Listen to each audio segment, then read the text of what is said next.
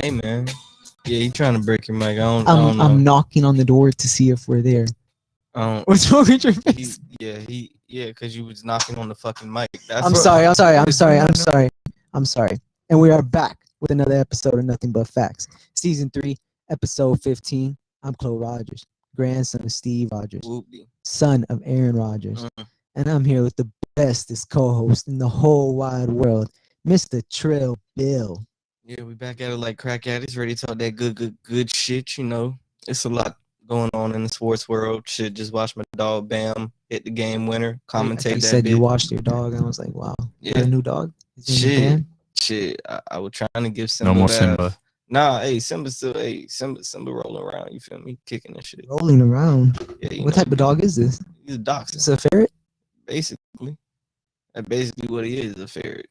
He be chilling, bro. Facts are crack. Simba's a ferret. Facts. I got facts on that, bro. He be doing shit that ain't real. So Yeah, I've never heard him bark, ever. you know, I've seen him a couple times, like a good amount of times. Never heard him bark. if you see another dog, it's on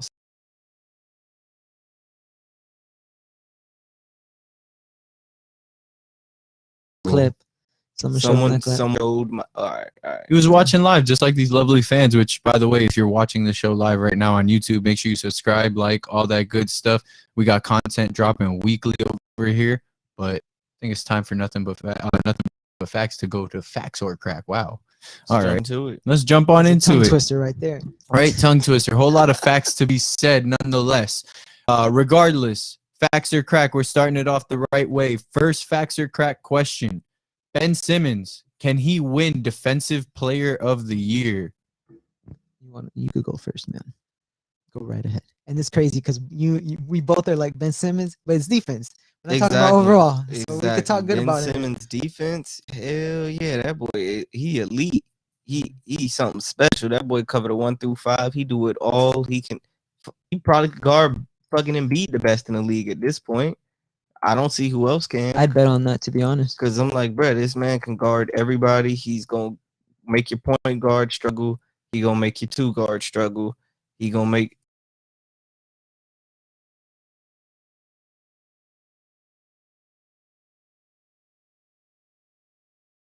Single night. that's There's a picture terrifying. every single night with Ben Simmons photoshopped on a body on a fucking officer at the jail because they're going to be on clamps, He's locked up. locked down. Ben Simmons is averaging league highs in deflections at 4.0 and then 4.3 deflections per 36 minutes, and he's tied for sixth in that category. And then loose balls recovered, he's at 1.5 per game, 43 total, second in the league. And he's also third in the league defensive box plus minus 2.4, and he's 13th in defensive win shares at 1.5 and 16th in defensive rating at 107.2. Bro, he elite. And he's 6 foot fucking He's 10. built, on the defensive side, he's built different. He's a And top he's 3 defender. Australian. Mhm. Like, bro, just take all of that into account, and it's like, well, damn. He's Australian. He's making anybody he guards look like shrimp on the Barbie up in here, you know? Australian meat pies in this bitch. He be looking like he be turning them. Who you got in a fight, a kangaroo or Ben Simmons? If it's that swole ass kangaroo that everybody know that we all seen before, Yeah, on Twitter, that shit bench Kangaroo jacked 225. up. yeah, that shit. That shit bench 225. I got that kangaroo giving Ben work, but any other kangaroo, Ben got it. The kangaroo that guy squared up with because they like had his dog. Remember that video? Yeah, okay. Ben Simmons could take it. Yeah, but people also need to understand if you ever see a kangaroo run, what is you doing? Where are you at that you seeing kangaroos? Think about that. Exactly. Australia. Imagine you saw one right here. I will never go to I would be Australia that as long as I live. Why? You scared of Unless I'm being kangaroos? paid. Bro, do you see them animals over there? Yeah, those mosquitoes and shit be looking insane. Bro, they have Uh-huh. fuck the mosquito. Bro, they spiders. They got bats that's like the size of pictures and like, no, bro, I don't need this in my life. I could die by these animals. Yeah, but we live in Florida where a human could eat your face on the highway. I'd rather, bro, Flocka's a crazy drug. I'd rather deal with zombies, crocodiles, alligators. You day really of the don't week. see those. I never seen a snake. See it, I'm killing it. Like Exactly. I've definitely bro. seen a few. I've had I'll like a kill it. couple of like snakes in my backyard, a water moccasin I've seen around the corner, Whoa. but nothing too Whoa. crazy. Snakes that's are not crazy. you find them a Fuck. bit more in the Everglades. I mean, shit, that's basically where we live. Yeah. Yeah, we're down the street from it. But let's keep these facts or cracks going.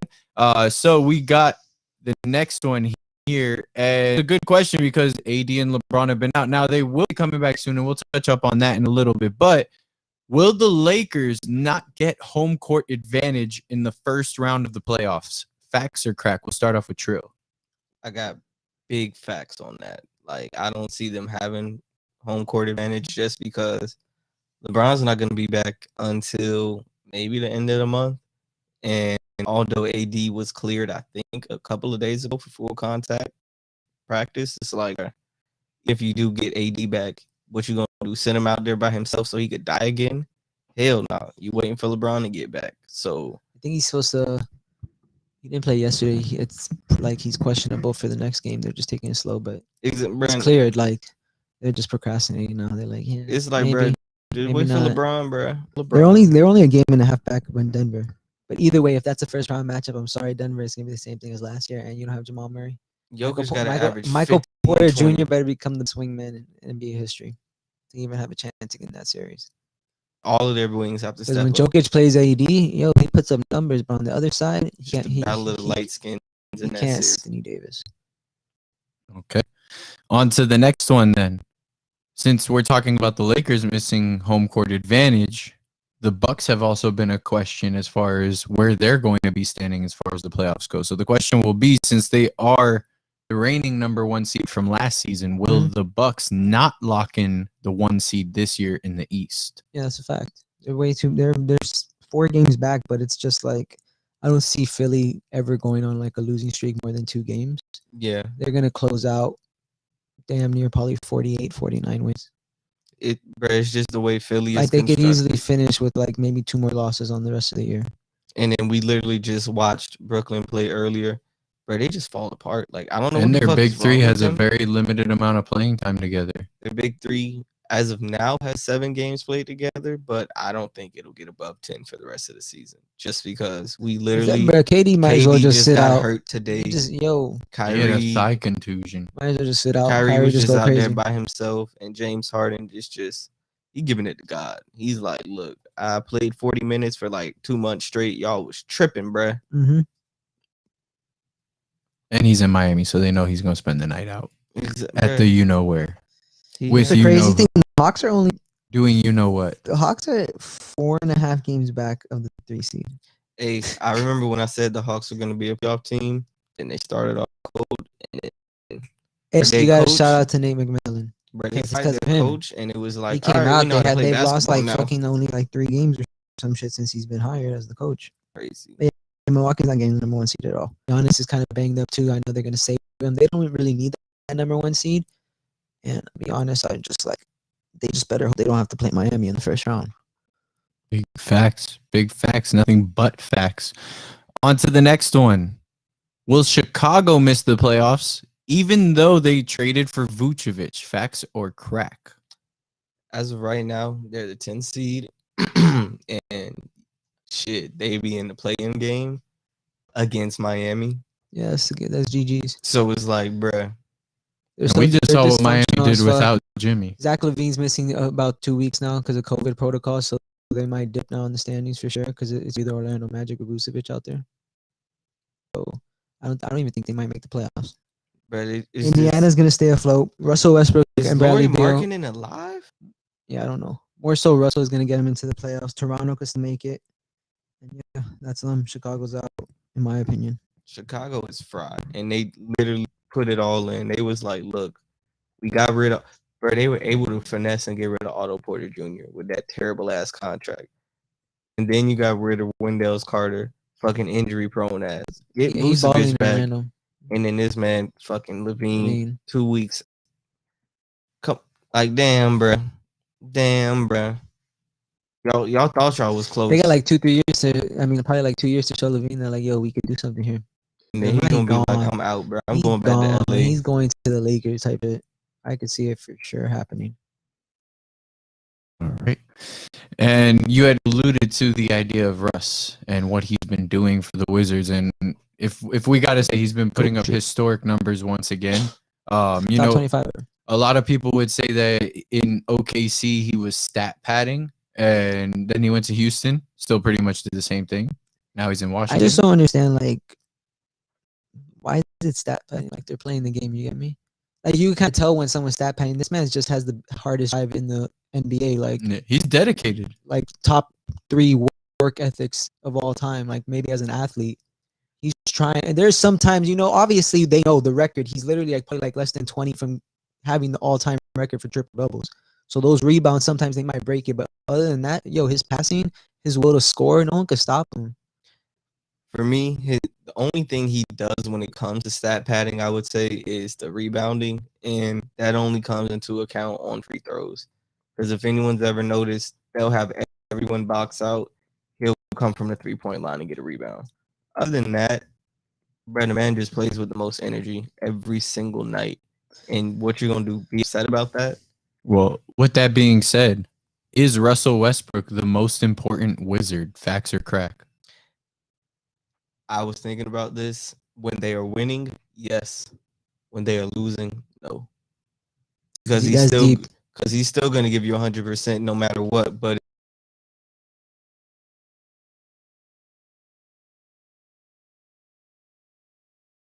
it doesn't matter. But I feel like if Russ wasn't there, the Wizards are probably way deeper in the damn near at the bottom. Bradley Beal, it's not even. I just don't think he's the number one option. Like on the team, he's a great two. Like probably would be like one of the best twos in the league. Russ, last 10 games, 8 triple doubles, 6 in a row at a point. Man can't be stopped. He's keeping them afloat while Bradley Beal's gone. I hope when he comes back, they go crazy. Like they really can make some noise and end up like sneaking into the playoffs somehow. Give Philly a 6-game series, a 5-game series, that'd be kind of fire. Because Russ and Beal going go off regardless. I just feel like overall, they're both two players that have kind of like struggled with the circumstances they've been in, and it's like, damn, they're together now. And Russ and Beal, you just gotta make shit work, bro. Like regardless, at the end of the day, you just gotta make this shit work. Whether it's Russ, you lead, Brad, you lead, whoever leads, it's just get the job done. Just get us to the playoffs. Everything else will take care of itself, bro. Because at the end of the day, you'll be ridiculed a lot more for not getting to the playoffs, especially in the East now. Mm-hmm. To be somebody who can help a team get to the playoffs. But one final question about the NBA playoffs, since we're right around the corner. I believe 16 games away from the NBA playoffs. So everybody get ready. Once April ends, everybody knows shit gets heated up. A16. Yep. And now we have the added play-in round of the playoffs. And Mark Cuban recently came out speaking out against the play-in round, saying that it could basically attribute to wearing out the players, potentially injuring the players, and especially that this season is more of a condensed season since they played 72 games within about, 4.5? Yeah. So with that being said, are the play-in games risking more player injuries? Facts or crack? Didn't you say Luka came out and said something about it? Yeah, Luka came out literally, I think, on Wednesday or Tuesday and was like, what's the use in having these playing games? And it's just like... And of course, he's going to defend I think Mark Cuban loves Luka Doncic more than anyone in his life at the moment, or probably all time. So he's going to obviously back up his franchise player type shit. You've heard what he said about Luka. Because it's like, those playing games have nothing to do with it. They're playing the Heat, I think, have 8 games in 12 days. Like, you know what that is? Back to backs. Jimmy doesn't play. There's no point. Like, it's a wear and tear. It's not going and playing basketball for 4 hours with your boys. It's fucking professional basketball. You be thinking they're not moving fast, but them boys are moving fast every single night. Working out after, working out before, taking shots. Remember Jimmy last season in the playoffs? How he was hovering over the table, huffing and puffing. That's a GOAT picture. That's a GOAT picture for sure.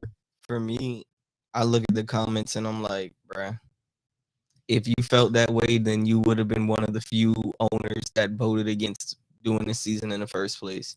You would have said, let's start later. Let's have it a longer season. You need that money. But at the end, y'all want y'all money. So it's like, don't say now that, you're going to be risking injury. Bro, this whole season was risking injury. We just saw niggas die this week, basically. And we're going to touch on that in a second. But you can't say that, the play-in games are going to be a more risk of an injury. Bro, y'all had them last year. It's just you weren't in those games last year, so it didn't matter. But Memphis didn't say shit about it. Trailblazers ain't say shit about it. So what's the issue? Just because you're gonna fall into that circumstance this year, like I said outside, just don't be a fucking 7 seed. Play better. I think when you look at back-to-back injuries, like with Donovan Mitchell and Jamal Murray, one losing their entire season and then one that's having one of their best seasons, if not their best season, just get taken out of the. Actually, both of them, ironically, because they both are putting up historic seasons for these franchises in a long time. But you look at that, and I think it just warrants concern, especially for an owner, and then especially probably like you said, when Luka speaks out. The owner feels to protect that franchise should be a player. lesson to everyone. You can't have a season like this. What is it, like 80 days, maybe like 120 days tops that an off season for one of these teams, besides the teams that were at the bottom and just haven't played basketball since it was suspended. But it's like, bro, what do you expect's going to happen? That wear and tear is going to happen. And it just sucks that it's happening to the best players. At least it's not like the L. I'll never forget. It was like a 3-week span that it was just injury. It's not like that, but there should be a lesson learned. Like, you can't have a season like that. It has to go back to normal. You guys have to fix something. Teams should not be playing 4 or 5 games a week. It should be 3, maybe even 2 at some point. Like one thing I look at too, I feel like there's some teams that look to take advantage of the situation if a player does somewhat get hurt. Like, look at the Lakers. Mm-hmm. LeBron sprains his ankle. The next day they ruled him out for 4 weeks. Yeah. I think they were just like, look, LeBron, take a little break. All right, you sprained your ankle. You probably only need a week, but we're going to give you 4. Make sure you're at 100%. And then the Spurs just got fined for breaking the rest protocols. And they got fined, I think it was like $25,000. So, Popovich has been notorious for that. He's been getting fined for that for years. And he's also been an advocate on them, being able to get the rest that they need. So I can see both sides of the coin on this situation. For me, I think people need to understand how quick of a turnaround it was. Literally, I think Game 6 of the finals was played sometime mid-October. Yeah. And then the NBA season started December 22nd. And it's like, bro. I don't even think it was 2 full months. So it's like, think about that.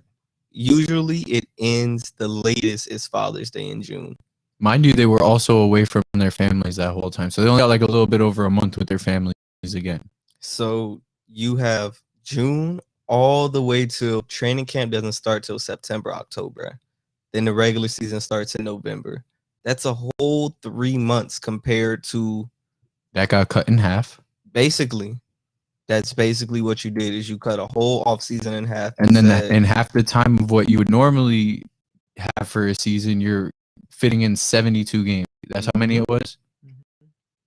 It's wild. It's a lot of work. My thing is, if you cared so much about making your money back, why not just spread the season out? You could have played all 72 and just had it pushed back a little more. No one would be upset if this NBA season would have ended in August. No one would be upset at all. Because it's like, bruh, these players probably wouldn't be dying like this. People probably wouldn't be tearing ACLs, Achilles. Or at least if the season started later, not in December, maybe like middle of January, maybe beginning of February. Just let it ride out. It's a lot. Just thinking about it, it's like, I'm just thinking about these guys' bodies. They must be so like going through it every single night. These minutes. Oh my God, the Knicks. Julius Randle, he getting 5-hour massages every day. Mm-hmm. Tibbs got him going 7 minutes a night, having a career year. That shit.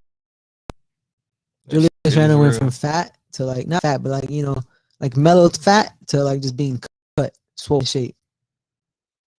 Having career years. Most improved player. But let's move on over to the NFL. We're about 2 weeks away from the NFL draft. With that being said, we got a hotbed of QBs in the draft, and we keep hearing rumor after rumor after rumor between, all kinds of different QBs. Some falling, some rising, some, just kind of staying where they're at. However, we have one question to ask about all of these QBs. Will more than 5 QBs get drafted in the first round of the NFL draft? Facts or crack? Let's start with Trill. Unfortunately, I've got facts on that just because I think the top 5 we all know legitimately in no particular order: Trevor Lawrence, Mac Jones, Zach Wilson, Justin Fields, and Trey Lance. They're all going to go in the first round. I think 4 of them might go in the top 10. Exactly. The question really is Ellen Mond going to be the person who gets pushed up, or is it going to be Kyle Trask? Because someone's going to take a chance, and those are probably the 2 next quarterbacks taken off the board. There was a mock that had Kyle Trask going to the Saints. Exactly. So I'm just like, it's highly possible that 6 quarterbacks are taken in the first round. I'm going to say facts because and there's a lot of like the good teams that have been good for a long time. Like the Saints obviously lost Breeze. Ben is old as hell. There's a lot of these quarterbacks that are just old as hell. Tampa Bay might take a backup, bruh. Tom Brady's Tom Brady, but you never know, especially with the contact sport. That would be genius. If give him Kyle Trask, Tom's gonna be like, "Let me show you the ways." Be like, "Yeah, this is how we do it. You know, we just, we flick the wrist, we work hard, and we stretch, get you on that supermodel wife shit. You gotta get one of those, and just live life. Just live correctly." All right. Next, we go over to an NFL veteran. CTE. Infamous for having potentially CTE. But will Antonio Brown return to Tampa next season? Facts or crack? To me, I have facts on it just because there's nowhere else he can go. Like, I really don't know. No one wants to deal with him. I think Tom's the only person who can keep him check in the NFL. And it's like he wants money, but it's like, bro, you really kind of didn't prove anything yet. Like, you were on the Bucks. You had fucking Pro Bowl receivers. Did he have a touchdown in the Super Bowl? Oh yeah, he did. Oh, he had a touchdown, and I think he had a touchdown in a couple playoff games, if I'm not mistaken. Yeah, he showed up when it mattered most. That's lit. Tom's gonna bring him back. I'm not even gonna say the Bucks. Tom Brady's gonna be like, "Yo, I don't even have to ask. I'll pay you for your salary. I don't even have to ask. You're $3 million for one season. Sound good? Okay, here you go. Like, shit, you need to leave. You need to live with me again. I could do it. Yeah, Derek Jeter let me his condo slide. It's literally what it is. Stay here. All right. Let's actually talk about Antonio Brown's former team real quick and how they were at one point looked at as the best team in the entire league. Yeah. Only to have a historic fall because they had one of the worst. 11-0? Yeah, they were 11-0, and then I think they lost like. Didn't they finish 11-5 or 12-4? I think they lost 4 out of their last 5. And then they lost the first round. They lost to the Browns week 17, and then they lost to the Browns back to back. Oh no, they beat the Browns week 17. Oh, and then they lost. Oh, so that was the game that they won then out of the 5, and then they went to lose to them in the playoffs where it mattered most. But are the Steelers still the best team in the AFC North, or did the Browns potentially prove that they? Hey, wait. You see that? Let's not disrespect this man's team. It's the Ravens, and then the Browns, and then the Steelers. Especially with Clowney's on the Browns now too. The Browns defense is gonna be crazy. They're getting disgusting. It's so Baker just has to take that leap. If he takes a leap, the Browns are literally Super Bowl bound. But I cannot trust the Browns because of him. We've seen what he did. What was it? Was it against you guys that he had that game? It was that great Monday night game. You see that. But then there'll be days that he's going to throw 1 touchdown and 4 interceptions and then, lose a fumble and shit like that. And like maybe 2 straight weeks. And then he'll have a good game. And then 2 straight weeks type shit. Me, the biggest thing that the Browns have to do is get rid of OBJ. As crazy as that sounds. I think he's mentioned he wants out. You can't get a first round for him, can you? They probably not at this point, but I would take the best fucking offer I can get. I feel like one team may throw them a first. There's got to be at least one team that may throw them a first. No, I feel like a contender is just gonna finesse. Exactly, but I'm just Patriots. That's not a contender anymore. It's crazy. Unfortunately, until they get a quarterback again. I think as long as they have Bill Belichick as their coach, they should be labeled as a contender. They can string some games and like they're gonna be competitive all the time. But yeah, need a quarterback. But OBJ's got to get out of there. Baker looks better without OBJ, and he works better. So it's like paying him for what? For a top tier offensive line and that running duos, you can't stop it. Best backfield in the NFL, I can say that. Those are 2 RB1s. People forget that Kareem Hunt was literally a top 5 running back in fantasy. I think rookie year he went crazy against the Patriots, and then the year after, that part of that, what was it? The Monday night game with the Rams and the Chiefs. Kareem Hunt went stupid. Had like 50 fantasy points. Offensive rookie of the year. That's fucking. We just see how impossible that is to do when quarterbacks usually handed this award. So it's like, bruh, he been fucking balling. He been like that. I mean, we saw what happened when Nick Chubb went down. Kareem Hunt was basically an RB1 for consecutive weeks. All right. The next question for facts or crack: is the NFC West the best overall division? I gotta think of this. So we'll start with Trill. Yeah, just because you look at the Seahawks, you look at the Rams, you look at the Cardinals, look at the 49ers. And the 49ers are in a prime spot in the draft now. Exactly. They got that number 3 pick. The 49ers are the worst team, and they probably at the end of the day still have the best defense. And they're the worst. They're not even. I don't even think they're the worst team. It's just they look like the worst team because probably like a total of like 12 starters got hurt. had season-ending injuries. This was a Super Bowl last year. Yeah, the team went to the Super Bowl the year before. Nick Bosa and, if I'm not mistaken, Thomas went out too. Solomon Thomas. Those are your two best probably defensive players. Just go down. So quick question then: how do they improve through the draft? Why move up to number 3 if you're not looking to get rid of Jimmy? Because I don't think you don't need a receiver at all. Because Ayuk is over there, and then you have Kittle, who's practically a receiver. The running back game. I feel like with the running back game, you can put whoever out there. Shanahan just runs up these plays and they just work. But you need a quarterback. I don't think Jimmy G's it. Like, I'm keeping it real. Like, it's insane. I just don't think it's it. We got a comment in the chat that says Jimmy G's the Ravens are a great regular season team, but they do have to prove it in the playoffs. That's a true statement. Mm-hmm. I mean, can't argue with that shit at all. Lamar's I think 31. Or regular season wise, he's 30-7, and yeah, he's 1-3 in the playoffs so far. So you gotta make some shit safe, bro. It's just that simple. What is it? 4 playoff games in 3 years of starting? That's not bad. He's gonna be around for a long time. It's not bad. But I don't think many of those are wins. Oh yeah, I know, but it's just like they're gonna get it clicking. They just have to find a receiver. I just don't get when they're gonna get over that hump. They're like, yeah, let's just sign some old guy and he's gonna draft one. We just gotta draft. What did you think with Marquise this year? You gotta draft 8 receivers this year. 8? Bro. Well, 1 of these got to hit. Exactly, one of them got to hit. Looking back to the NFC West though, so Chloe, you never gave us your answer. Facts or crack? Is that the best overall? Yeah, division? overall, yeah, but I would say overall. Because I'm thinking, but it's like I like the AFC North, but it's just like the Bengals are kind of like Burrow's fire, but like that it's kind of just trash, and like they have no offensive line. There's a reason why he had that injury this past year. So yeah, I'm gonna go with the West for sure. The West. Kyler's a problem. He could just beat you single-handedly. Russ is a problem. He could beat you single-handedly. McVay over there in LA is gonna make stuff. Oh my God! You got Matt Stafford. I totally forgot about that. The Rams are the best team in that division. On paper right now, because we haven't seen Matthew Stafford, but Matthew Stafford is here, and Jared Goff. You don't even see Jared Goff right now. Also, don't forget J.J. Watt just went to the Cardinals. Yeah, that's the best division of football. That's just gonna be so competitive. We get to see Aaron Donald versus J.J. Watt 2 times a year now. Not only that, but Aaron Donald and J.J. Watt have to chase around fucking Kyler Murray and Russell Wilson. Yeah, that's fucking insane. And then Matt Stafford now too.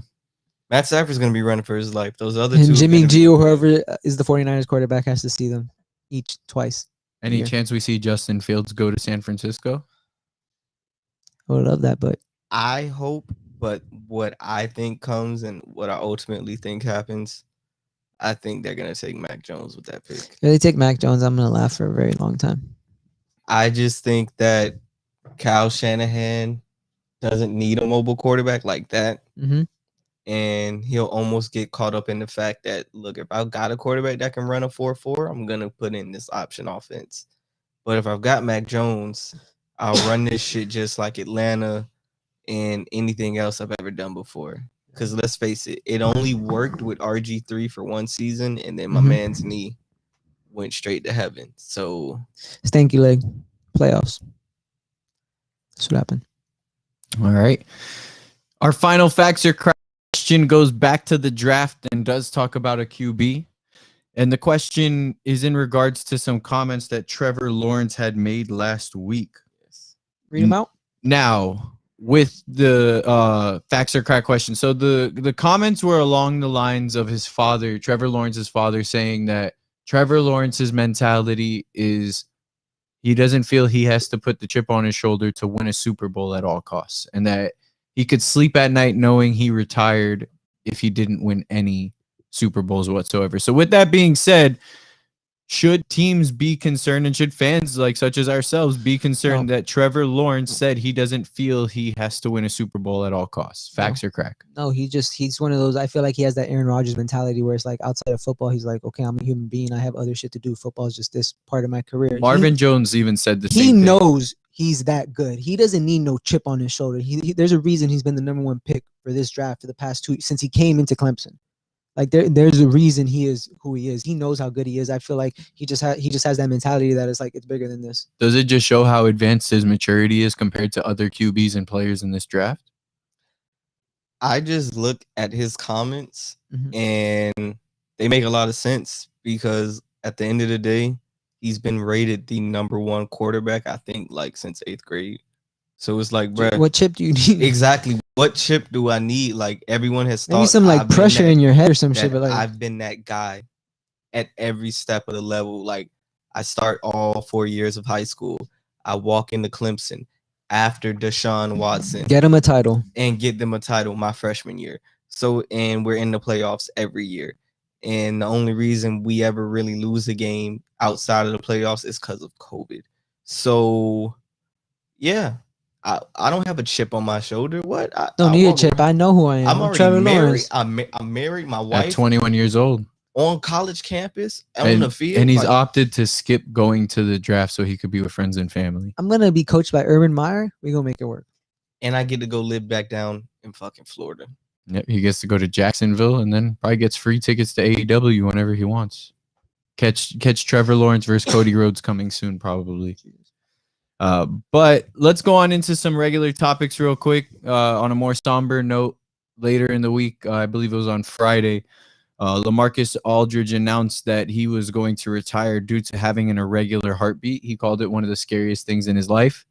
He thanked his teammates for saying that they supported him through his decision and putting his health before his career. And he is now grateful for the fact that he gets to spend time with his friends and family. How do you guys feel? It's just like we said, like it's bigger than it's just basketball. It's not more important than like your family and like bro, the people that genuinely love you. Like irregular heartbeat, yo, I'm out. Yeah, whatever's doing that, I'm out. I don't need to do that anymore. I'm good. I'm not trying to do that. I'm not trying to leave something behind where like I got a whole family to raise, to look after me, to look after them. I will say this. I guess it was just on time that we pulled that orange laser LaMarcus Aldridge. LaMarcus Aldridge. Yeah. And the crazy thing is, he for sure would make a more of an impact than Blake Griffin, and I feel like they're gonna miss it because he's a walking bucket even at this age compared to Blake Griffin, who I just like. Blake Griffin had a little peak, and then I think honestly Blake Griffin's trash. I LaMarcus Aldridge is a walking bucket. LaMarcus Aldridge has some of the best footwork for a bigger guy his post that we've ever seen. Because him and Dirk were kind of like the forefathers for how like that turnaround jumper for a power forward. His jumper's butter.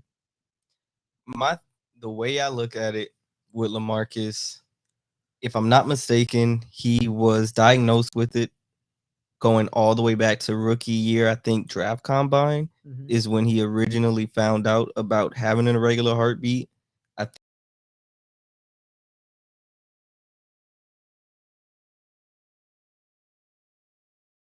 Comes back up and it's like, bruh, it's a sign. Not only that, it's like, yo, it's one thing to know that you have it, but some wild shit must have happened that night after the game. What I don't know if they do physicals after the game, you do a checkup, what happens? But some shit must have happened, or he must have felt some odd way where he was like, yeah, let me go look at this shit, or let me get this shit checked out. And you saw that shit again, and it was like, I'm good. Yeah, I'm going for a ring, but fuck it, with or without a ring, he probably still makes a piece of hardware ain't worth your life. He probably still gonna make the Hall of Fame. He was what, like 50, 60 points away from 20,000. So yeah, bro, he's straight. He's gonna go to the Hall of Fame for sure. He's straight at this point. Shout out LaMarcus Aldridge. He played on some fire teams with the Trailblazers. That Portland team with Dame, Wes Matthews, Batum, yeah, they were nasty. He had a great career, definitely wish I would have seen him. I'm pretty sure LaMarcus played with Brandon Roy. He did play with Brandon Roy early on. He did absolutely. Fucking whatchamacallit, the two bad knee niggas, Greg Oden as well. Yep.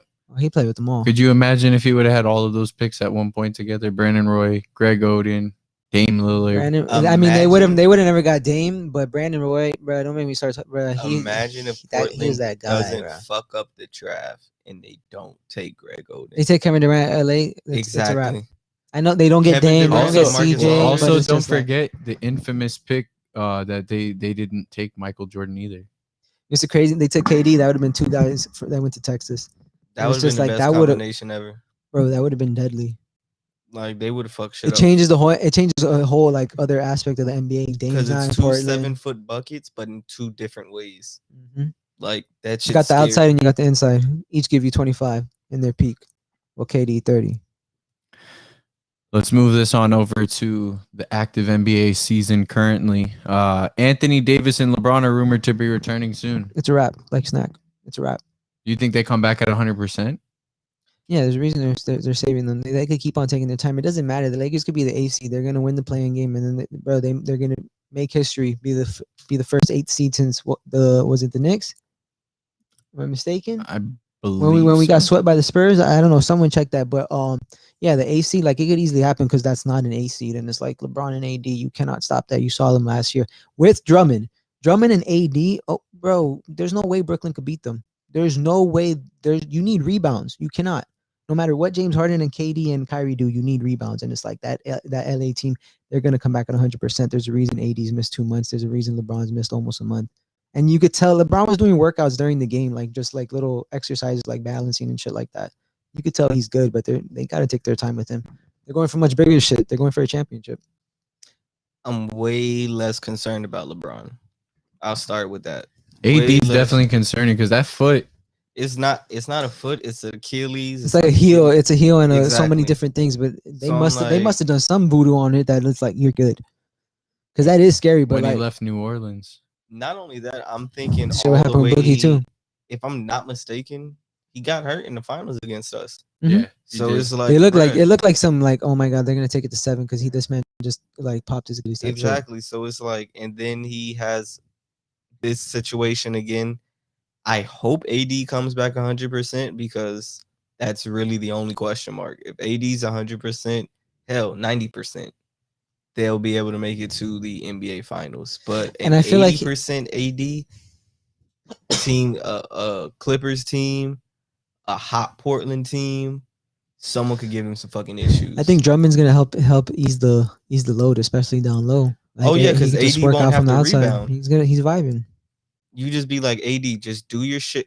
And Kuzma be down there too. They're gonna take care of AD. They have to know what they're doing.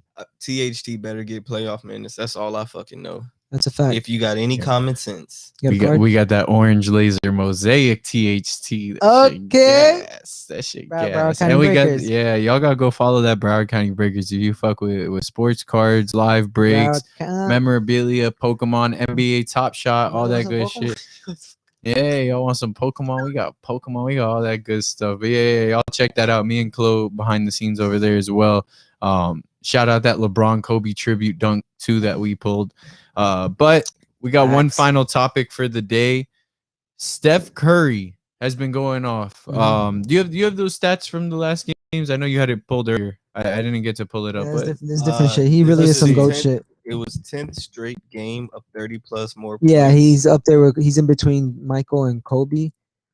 32, 5 and 6, 36, 11 and 3, 37, 5 and 2, 41, 6 and 4, 32, 6 and 5, 38, They're 8 and 5. Separated by 8 points. 53, 6 and 4, 42, 6 and 8, 33, 4 and 5, 47, 7 and 3. Separated by a decimal.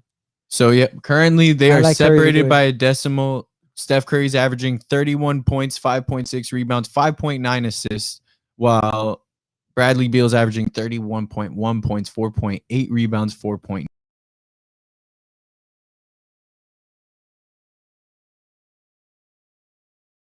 Correct me if I'm wrong. You can hover over the EFG thing. I think that's true field goal percentage, but yeah, it is. Yep, effective field goal percentage. With Steph Curry's at 61.4, while Bradley Beal's at 53.1. And then their PERs and win shares. Steph Curry 26.7 and 7. Bro, that shit not comparable. He's a demon. He is one of the best basketball players. I think because when you look at the Wizards, you also have Russ. Yeah, Bradley Beal's not gonna do that. Even though it's crazy, Bro, they just be battling. Like the Wizards are so bad that Russ and Beal, like they have to each drop 28, 30 points a game just to even try to win. But Curry's by himself over there. Wiseman's out now is what I was gonna say. Curry's for sure, bro. He might do 32, 33 a game. He's gonna win a scoring title for his career. One more time. All right, going back. If I'm not mistaken. And one thing I was just gonna say real quick, even with Curry, just when it's not close. I'm sorry to cut you off. No, you're good. Exactly. Almost 50% from the field, almost 43% from the 3-point line, and over 92% from the free throw line. Bradley Beal, on the other hand, is 48% from the field, 33%. Not even 90% at the free throw line. Brother, man. Yeah, Steph Curry.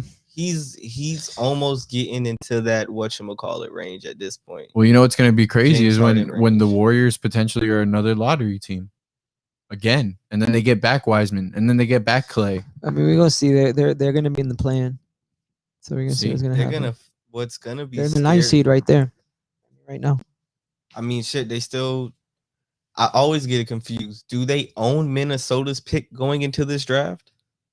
That I'm not sure of. I could check. Check it real quick. Yeah. I'd be confused.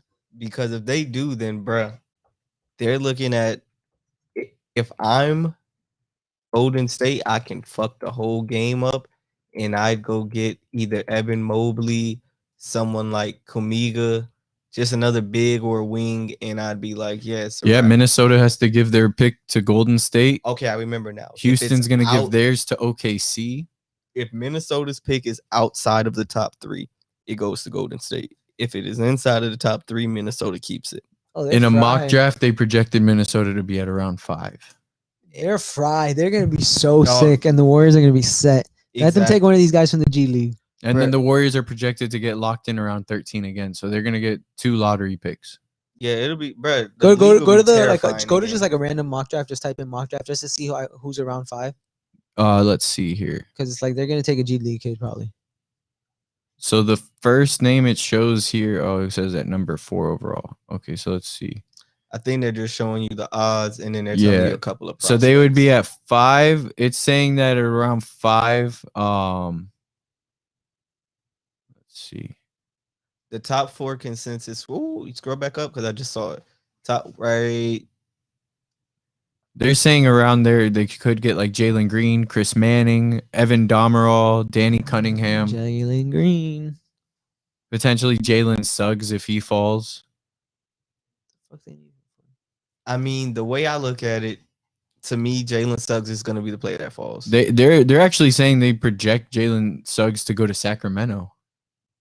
Why? What are they doing over there? Then if that were to happen, then they're about to free De'Aaron. That's it. Because I'm just like, that makes no I don't even sense. think he's near being able to be freed up like that unless they plan on trading him. Exactly. You trade him for a haul. But I'm like, that makes no sense to take Jalen Suggs. Jalen Suggs and no, that's so they really just need to sell. I mean, they could look to take like Evan Mobley if he falls. That makes sense. That makes a lot of sense.